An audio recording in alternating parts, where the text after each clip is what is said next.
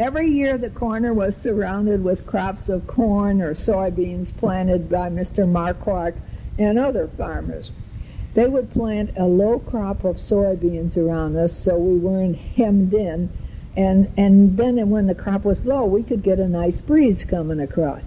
Across the street on the northwest corner was the Lutheran school. Also, the minister's house and the cemetery was there. And on the northeast corner was the beautiful Lutheran church. On the southwest corner was the Breitbart homestead. This homestead was Paulie Schultz's mother's family farm. Paul married June Schultz, and they lived there as Jardine's Restaurants grew. I remember going on their farm with Paul and shooting pheasants, and once we took our son Tom with us.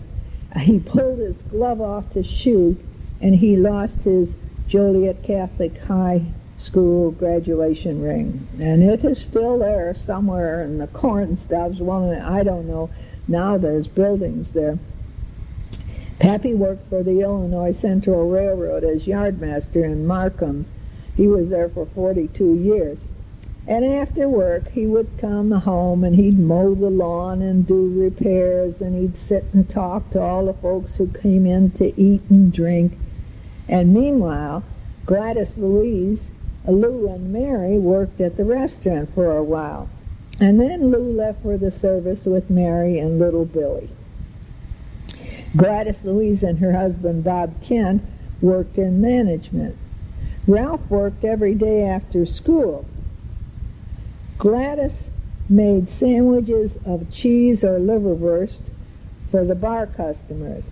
And then the customers were demanding, "We want more, something hot."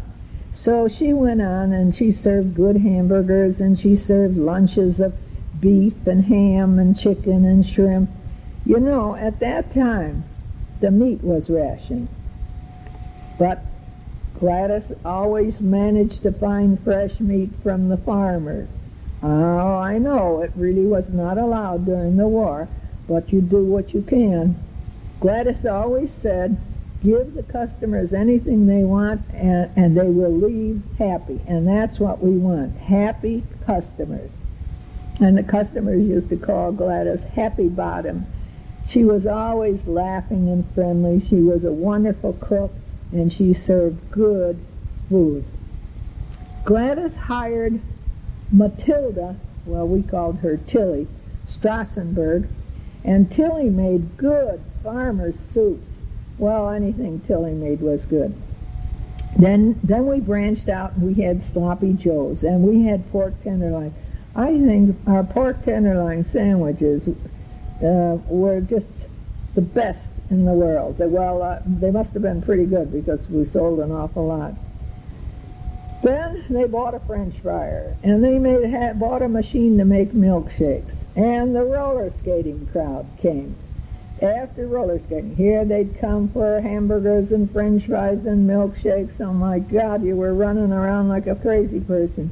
In the old place, we placed a table close to the kitchen door, and Clara Schrank always had the table filled with her beautiful homemade pies. Oh God, she really had some wonderful pies.